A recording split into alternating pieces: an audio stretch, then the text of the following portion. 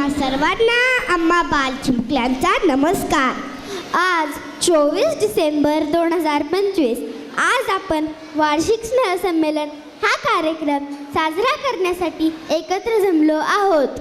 आज आमच्या आनंदयात्री बालवाद्य वृंदातील कलाकार तुमच्या समोर काही गीते सादर करणार आहे. तो चलो दिल थांब के बैठिये. चातकाला ओढ असते पावसाची, शिंपण्यातील मोत्याला ओढ असते स्वाती नक्षत्राची, आणि आम्हा बालचिमुकल्यांना ओढ असते गाणे वाजू देण्याची. यानंतर आपल्यासमोर सादर होत आहे पुढील गीत. गीताचे बोल आहेत लकडी की काठी.